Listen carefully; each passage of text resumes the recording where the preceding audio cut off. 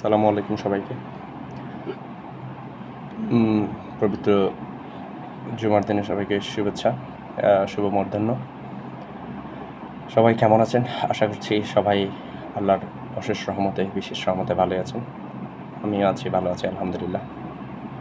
তো সমসাময়িক গুরুত্বপূর্ণ কিছু কথা বলার জন্য আসলে অনলাইনে আসা, যেগুলো স্ট্যাটাস লিখে বা কোনো কারণে শেয়ার করা যায় না বা লিখে মনের অভিব্যক্তি প্রকাশ করা যায় না।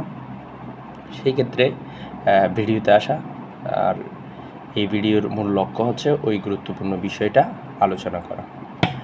সম্প্রতি শুরু হয়েছে জুলাই মাস, আজকে জুলাইয়ের 3 তারিখ। পবিত্র জুলাই আমাদের ছাত্র জনতার একটি মহান মাস, মহান বিপ্লব, মহান অভ্যুত্থান। এই অভ্যুত্থানের মাধ্যমে আমরা স্বৈরাচারকে দেশ থেকে বিতাড়িত করেছি, সেই সাথে স্বৈরাচারের খবর দিয়েছি আমরা। বলতে গেলে এই জুলাই মাসেই স্বৈরাচারকে আমরা দেশ থেকে বিতাড়িত করেছি। এটার সবচেয়ে বেশি অবদান আমি ছাত্র জনতাকে দিব। এরপরে বিভিন্ন রাজনৈতিক গোষ্ঠী আছে, তারাও সর্বস্তরের জনগণ নেমে এসে, রাজনৈতিক দলের সমর্থকরাও নেমে এসে এই আন্দোলনকে সফল করেছে। যাই হোক, এখন সম্প্রতি সময়ে বিএনপির সংরক্ষিত মহিলা আসনের একজন নির্বাচিত এমপি নীলুফার চৌধুরী মনি, উনি জুলাইকে একটি মেটিকুলাস ডিজাইন বলেছেন, যেখানে তিনি এটা ছাত্রদের উল্টা দোষী হিসাবে সাব্যস্ত করেই ওনার অভিব্যক্তি প্রকাশ করেছেন, যেটা চরমভাবে আমার কাছে অন্যায় মনে হয়েছে। এক্ষেত্রে এটার সুষ্ঠু সমাধান বিএনপির কোনো এমপির নেই, কোনো এমপি এটার ভুক্তভোগী নয় বলে আমি মনে করি। কারণ যারা ভুক্তভোগী হতো বিএনপি, আওয়ামী লীগ না, বিএনপি, জামাত বা অন্যান্য আরও ছোটোখাটো যেগুলো দল আছে, এগুলাই ওদের যেই কর্মী বান্ধব পরিবেশ আছে, ওই পরিবেশ থেকেই ছাত্র জনতা, কৃষক, শ্রমিক, সর্বস্তরের মানুষ আন্দোলন করেছে। এখানে এক্সট্রা কোনো নেতার বেনিফিশিয়াল নাই। আমি কেন এই কথা বলছি? যদি আপনি দেখতে পান কোনো বিএনপি নেতা বা কোনো জামাতের বড় নেতার কোনো ছেলে যদি এই অভ্যুত্থানে মারা যেত, তাহলে তারা সেটা অনেক ভালোভাবে ধারণ করতে পারতেন। আমার মনে হয় তারা কেউ সেটা করতে পারেনি। এটার উল্লেখযোগ্য কারণ হচ্ছে এই যে আজকে এই নীলুফার চৌধুরী মনি, যেটা বিএনপির সংরক্ষিত মহিলা আসন থেকে, যদিও উনি 2009 সালেও বিএনপির একবার সংসদ সদস্য নির্বাচিত হয়েছিলেন, সংসদ নারী সংরক্ষিত আসন 37, এভাবে কীভাবে তিনার যে বক্তব্য, এই বক্তব্য অত্যন্ত ঘৃণ্য মানসিকতার বক্তব্য। ওনার যদি সরাসরি কোনো মানুষ, কোনো আত্মীয় স্বজন যদি এটার ভুক্তভোগী হতেন, তাহলে তিনি বুঝতে পারতেন যে এই জুলাই অভ্যুত্থানটা আসলে কি। জুলাই আমাদের ত্যাগের।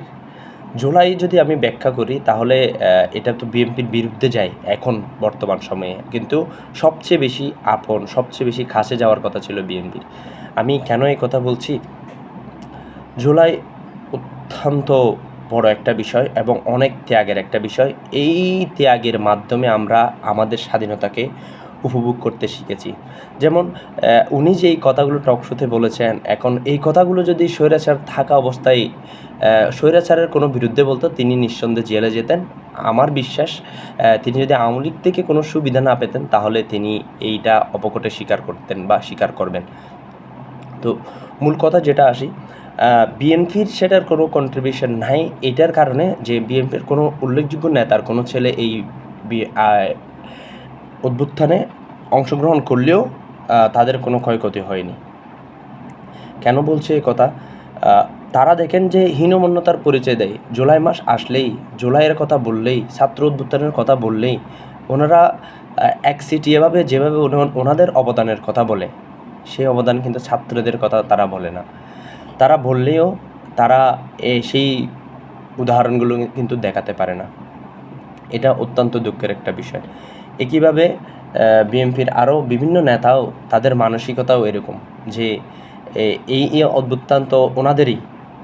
আচ্ছা যাজ্ঞা ওনারা সবাই এটার বিষয়ে যেভাবে বলুক না কেন, কিন্তু এই জুলাই অভ্যুত্থানের পিছনে জুলাই অভ্যুত্থান যে একটা যদি ডিজাইন হয়, মেটিকুলাস ডিজাইন হয়, এখানে যদি কোনোভাবে অন্যভাবে কোনো ছেলেদের উস্কিয়ে যদি সরকারের পতনও করা হয়, তাহলে সবচেয়ে বেশি সুবিধা ভোগ করেছেন এখনকার সরকারের বিএনপি সরকার।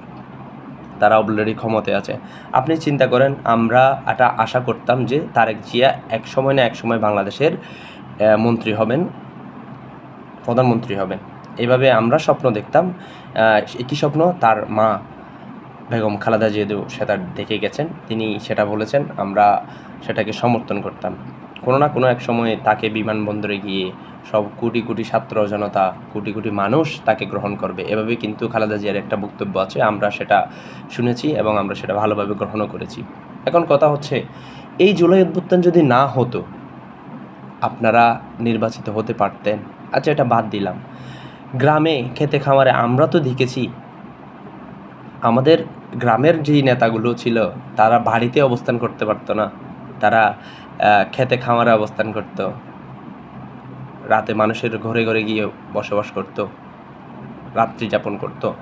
তো এই কথা বাদ দিলাম, এখন যে বড় বড় নেতাগুলো আছে সবাই জেলে থাকতো, এটাও কথা বাদ দিলাম। এই অভ্যুত্থানের সবচেয়ে বড় একটা বিষয় হচ্ছে খালেদা জিয়ার মুক্তি। তিনি কি মুক্তি পেতেন? তারেক জিয়া কি দেশে আসতে পারতেন? আপনারা কি এমপি হতে পারতেন? সরকার কি গঠন করতে পারতেন? অনেকগুলো কথা সামনে চলে আসে। যদিও এটা দেখতে খারাপ লাগে, আপনারা সেই বলেন জামাত শিবিরকে ট্যাগ দেন, অন্য দলকে ট্যাগ দেন, যারা জুড়ে আসে তাদের সুনাম করেন, বদনাম করেন। আলটিমেট সব কিছুর ঊর্ধ্বে কিন্তু এই জুলাই মাস। আপনারা জুলাইয়ের পিছনে কেন লেগে যান? জুলাই বললে আপনাদের ঘায়ে লাগে কেন? এখানে আপনাদের উল্লেখযোগ্য অবদানটা কি? এটা কি আমাদের সামনে ব্যক্ত করতে পারবেন যে জুলাই আমার এই ক্ষতি হয়েছে, এই ক্ষতির কারণে আমি এই বেনিফিশিয়াল পেলাম, এভাবে বলতে পারবেন? আমার অভিব্যক্তি হচ্ছে কেউ এটা বলতে পারবেন না, কোনো নেতা এটা বলতে পারবে না।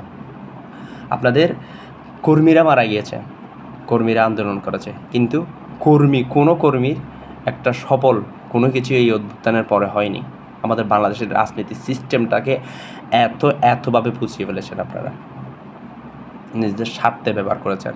এই যে যদি বলি বিচারপতি মানিকের কথা, তিনি নাকি দেখেছিলেন আবু সাইদের হাতে অস্ত্র ছিল, এভাবে তিনি তার অভিব্যক্তি প্রকাশ করতেন। এখনকার যে এমপি সংরক্ষিত বলেন, এমনি নির্বাচিত বলেন, টেকনোক্রেট বলেন, ওরাও একই বক্তব্য দিচ্ছে যে আপনারা মনে হয় আওয়ামী লীগ সরকার অর্থাৎ স্বৈরাচার সরকার থাকতে বিএনপি সরকার যখন সরকার গঠন করলো এর থেকে বেশি সুবিধা পেতেন, নাহলে আপনাদের মুখ দিয়ে তো এসব কথা বলার কোনো প্রশ্নই আসে না। আপনার নেতা স্বয়ং তারেক রহমান বিদেশ থেকে এসেছেন, আমাদের